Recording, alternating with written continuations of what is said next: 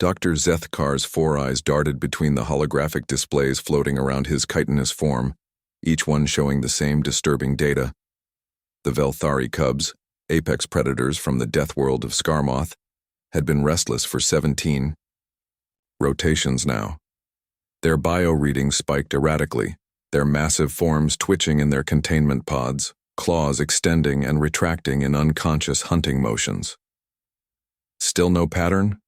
Ana Rodriguez asked, her voice cutting through the sterile hum of the Galactic Conservation Station. The human xenobiologist had arrived 3 days ago as part of an emergency consultation team, though most of the senior staff questioned what a member of the galaxy's newest species could contribute.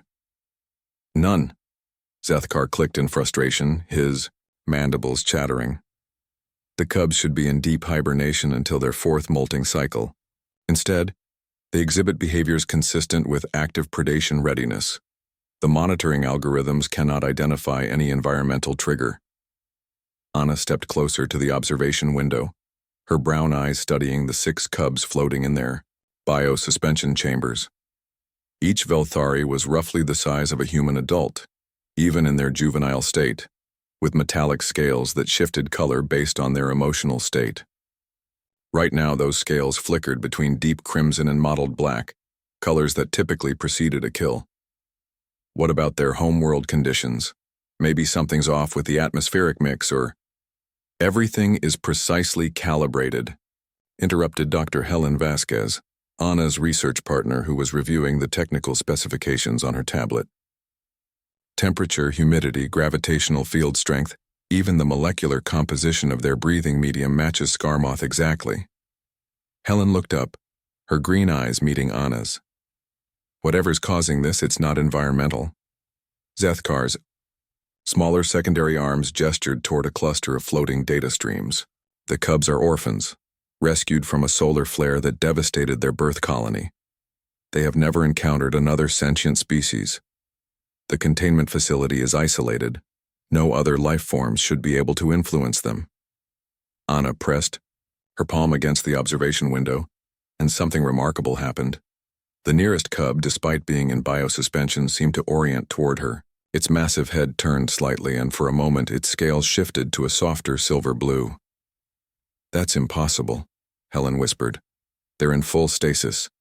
Neural activity should be minimal. But Ana was already moving toward the containment bay's entrance. I want to go inside. Absolutely not. Zethkar's voice rose to a harsh shriek. These are Velthari.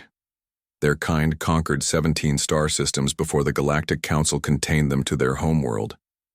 Even as cubs, they could tear through battle armor. They're sleeping, Ana said simply. And they're having nightmares. Helen caught her arm. Ana, what are you thinking? Ana's expression grew thoughtful. On Earth, we have predators too. Big cats, wolves, bears. When their young are stressed or separated from their pack, they exhibit similar behaviors: restlessness, aggression, inability to settle into normal sleep cycles. She looked back at the cubs. What if they're not responding to a threat? What if they're lonely? The Velthari cubs had been alone for months, she realized. Removed from everything they knew, suspended in artificial wombs with no contact, no comfort. Nothing familiar except the sterile hum of machinery and the cold touch of sensors. Before anyone could stop her, Ana had entered the access code Helen had used earlier and stepped into the containment chamber. Immediately, alarms began blaring, and Zethkar was frantically trying to override the containment protocols. Ana! Helen shouted through the intercom. Get out of there! But something extraordinary was happening. As Ana approached the first pod, the cub inside began to settle. Its scales slowly shifted from agitated crimson to the soft silver blue she'd seen before. Its claws retracted. The erratic bio readings on the monitors began to stabilize. Ana moved to the center of the chamber and sat down cross-legged on the floor. She began to hum softly, an old lullaby her grandmother had sung to her.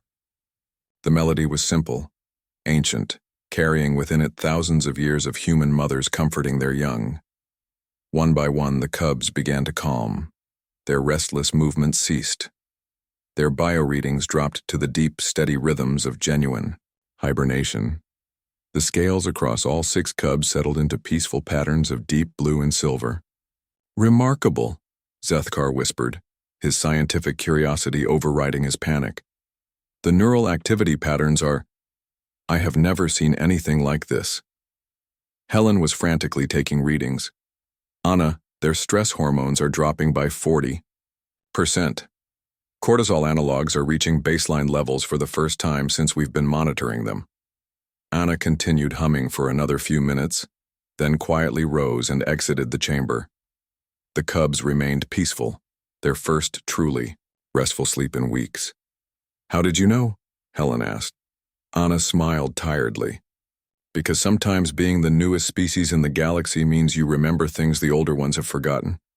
Every mother in the universe sings to her children. Every young creature needs to know it's not alone." She looked back at the sleeping cubs. They weren't being predators, they were just scared babies missing their family. Zethkar was still studying his readings, his mandibles clicking in amazement. The monitoring systems could not identify the pattern because there was no pattern to identify. They were responding to an absence, the lack of maternal presence, of pack bonding, of what humans call comfort. "The galaxy's apex predators," Helen murmured, "put to sleep by a human lullaby." Over the following days, Anna established a routine.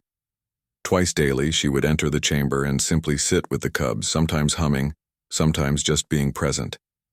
The cubs thrived, their development progressing normally for the first time since their rescue. Word spread quickly through the Galactic Conservation Network. The newest species, these strange humans with their pack-bonding instincts and their ancient songs, had solved a problem that had stumped the galaxy's best xenobiologists for months. Dr. Zethkar filed his report with a note that would be quoted in scientific journals for years to come. "The human approach to xenobiology appears to be based not on advanced technology or superior analytical capability, but on an intuitive understanding that all life, regardless of origin, shares certain fundamental needs. Perhaps this is why the universe gave us humans, not as conquerors or scholars, but as caretakers." Anna never saw the report. She was too busy humming lullabies to 6 of the galaxy's most dangerous predators, who slept peacefully whenever she was near, their scales the soft colors of contentment and trust.